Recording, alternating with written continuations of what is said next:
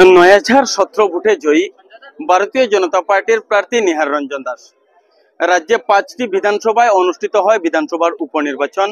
আজ ছিল গণনা। বর্তমান সময়ে আমরা অবস্থান করছি আইএসপিটিতে। ইতিমধ্যে ঘোষিত হয়েছে ফলাফল। সেই ফলাফল ঘোষণা অনুযায়ী ঠিক এ সময়ে ভারতীয় জনতা পার্টির প্রার্থী নিহার রঞ্জন দাস ৯,০১৭ ভোটে জয়লাভ করেছেন। আমরা উল্লেখ করব যে ৫টি বিধানসভার ভোট অনুষ্ঠিত হয়, তার মধ্যে থেকে কিন্তু সব থেকে গুরুত্বপূর্ণ ছিল ধলাই বিধানসভা আসন।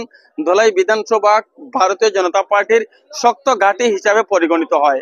এবছর আমাদের ধলাইয়ের প্রাক্তন বিধায়ক সাংসদ নির্বাচিত হয়ে যাওয়ার পর বিধানসভা আসনটি খালি হয়, আর সেখানে ভারতীয় জনতা পার্টি প্রার্থী করে নিহার রঞ্জন দাসকে।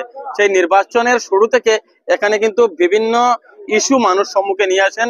স্থানীয় বহিরাগত বা অন্যান্য বেশ কিছু ইস্যু কাজ করছিল। একদিকে মানুষ সেন্টিমেন্ট ছিলেন, একদিকে ছিল সিম্পেথি ধ্রুবজ্যোতি পুরকায়েতের পক্ষে। তো শেষ পর্যন্ত ধারণা করা হয়েছিল হয়তো এ বছর ভারতীয় জনতা পার্টির সেই শক্ত ঘাঁটিতে থাবা বসাতে পারে ভারতীয় জাতীয় কংগ্রেস। কিন্তু ফলাফলে দেখা গেল সেই পূর্বের চিত্র। এবারও এখান থেকে ধলাই থেকে জয়লাভ করেছে ভারতীয় জনতা পার্টি।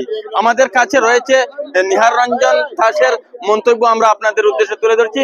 আমাদের কাছে আছে সেই পরিমল শুক্লবৈদ্যের মন্তব্য, আমরা সেটাও আপনাদের উদ্দেশ্যে তুলে ধরার চেষ্টা করব। তো তার আগে বলতে চাইছি যে এই আজ যখন ভোট গণনা শুরু হয় তখন প্রথম রাউন্ড থেকে পঞ্চম রাউন্ড পর্যন্ত প্রায় 10,000 ভোটে লিড নিয়ে নেন ভারতীয় জনতা পার্টির নিহার রঞ্জন দাস। পরবর্তীতে দেখা যায় একটা সময় সেই লিড ষষ্ঠ রাউন্ড থেকে দশম রাউন্ড পর্যন্ত সেই লিড ক্রমান্বয়ে কমতে থাকে। একটা সময় মাত্র 500-তে এসে পৌঁছায়। তো তার পরবর্তীতে 11 নম্বর রাউন্ড থেকে আবার বাড়তে শুরু করে 15 নম্বর রাউন্ড মানে শেষ অবধি লাস্ট যেটা রেজাল্ট ইতিমধ্যে ঘোষণা হয়ে গিয়েছে, সেই রেজাল্ট অনুসারে ৯,০১৭ ভোটে জয়লাভ করেছেন ভারতীয় জনতা পার্টির প্রার্থী নিহার রঞ্জন দাস। আমরা পরিমল শুক্লবৈদ্য এবং নিহার রঞ্জন দাস উভয়ের বক্তব্য আপনাদের উদ্দেশ্যে তুলে ধরছি।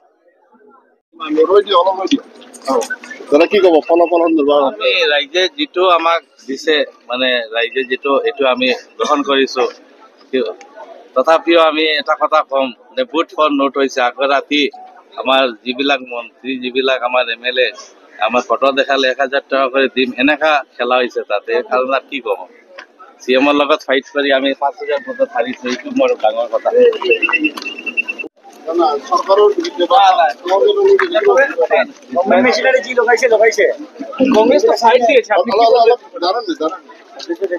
আপোনালোকেতো যথেষ্ট ধৰণৰ ফাইট দিছে বা বহুত ভোট পাইছে, গতিকে কি বলবেন আপনি?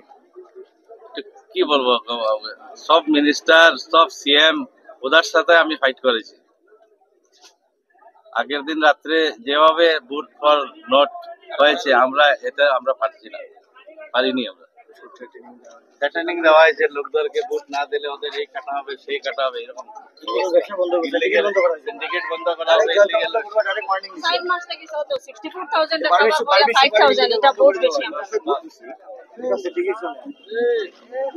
ধন্যবাদ জানাই, আমি তাদের কৃতজ্ঞ। আপনি কিমান ভোট পাইছেন? আমি 10,500 বেশি ভোটে আমি জয়লাভ করেছি। আর কাউন্টিং বাকি আছে?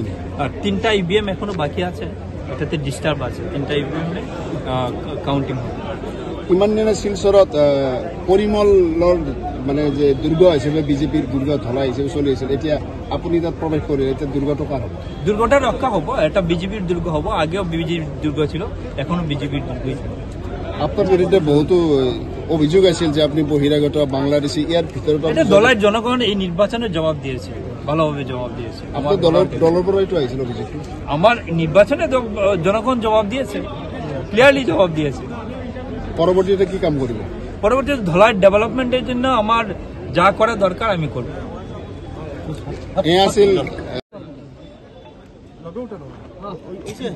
কি কব, কিমান ভোটৰ ব্যৱধান জয় হ'ল?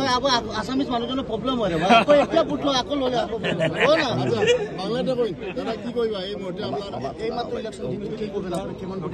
মানে এখন পর্যন্ত মানে সবগুলোতেই কাউন্টিং হয়েছে, মাত্র 3টা EVM এখনো বাকি আছে।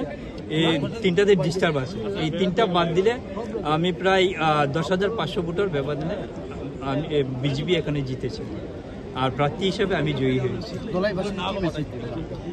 আমার একটাই কাজ হবে ধলাইয়ের ডেভেলপমেন্ট, আর এই নির্বাচনের জয়টা আমি ধলাইবাসীকে উৎসর্গ করলাম। আর এই নির্বাচনে বিজেপিকে জেতানোর জন্য মাননীয় মুখ্যমন্ত্রী মহোদয় থেকে শুরু করে দলের নেতৃবৃন্দ যেভাবে কাজ করেছেন, দলের কার্যকর্তারা যেভাবে দিনরাত পরিশ্রম করেছেন, তার জন্য আমি তাদের কাছে কৃতজ্ঞ। আমি তাদেরকে ধন্যবাদ জানাই। আপনি এতিয়া জিতিছে কি করবা দলাই বা আর ধলাইয়ের ডেভেলপমেন্টের জন্য যা করার আমি করব। আমার ধলাইয়ের রাস্তাঘাটের ডেভেলপমেন্ট অনেক হয়েছে মাননীয় পরিমল শুক্লবৈদ্যের নেতৃত্বে। এই ডেভেলপমেন্টকে আরও কীভাবে ত্বরান্বিত করা যায় তার জন্য আমি চেষ্টা করব। এক্ষেত্রে মাননীয় মুখ্যমন্ত্রী এবং মাননীয় পরিমল শুক্লবৈদ্য এবং গার্জিয়ান মিনিস্টার তাদের পরামর্শ নিয়ে, মন্ডল কমিটির পরামর্শ নিয়ে আমি কাজ করব। আচ্ছা, নির্বাচনের প্রাককালে আপনার বিরুদ্ধে এই ক্ষেত্ৰত নিশ্চিত থাকক দলে মোক অকেলা দায়িত্ব দিয়া নাই।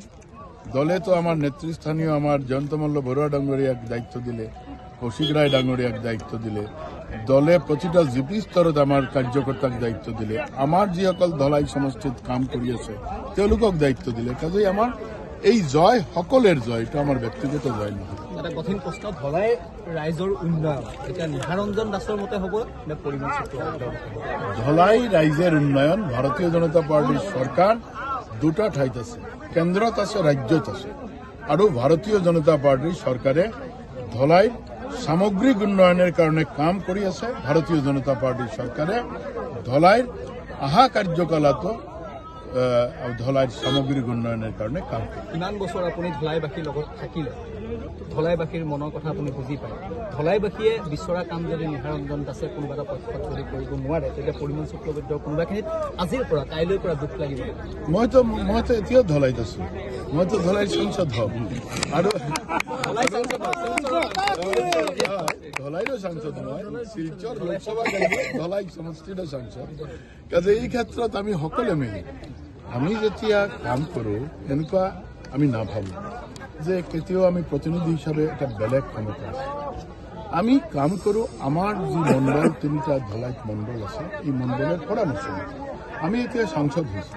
আপুনি খবৰ ল'লে গম পাব আমাৰ যিমান মণ্ডল আছে শিলচৰৰ, আমি মণ্ডলৰ পৰামৰ্শ লৈহে কাম কৰি থাকোঁ।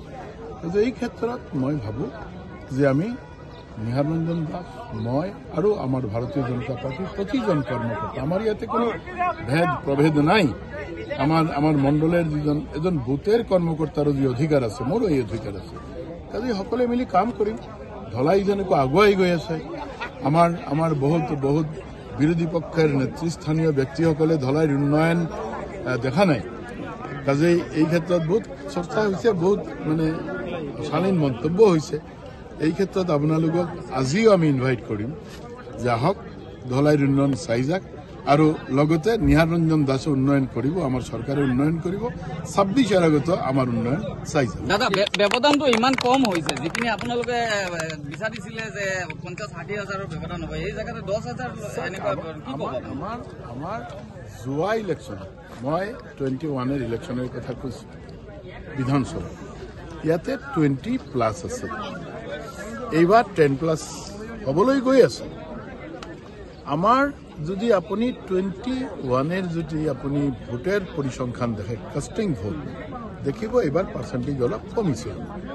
অলপ কমার মূল কারণ হল এই বতরটো ইলেকশনের কারণে ভাল বতর, কিন্তু আমার বরাক উপত্যকার দুর্গা পূজা আছে, কালী পূজা আছে, লক্ষ্মী পূজা আছে, কার্তিক পূজা আছে, গোটেইখিনি পূজাৰ বতৰটো যিসকল বাহিৰত থাকে তেওঁলোকে কাটাই গৈছে নিজৰ ঘৰত আহি।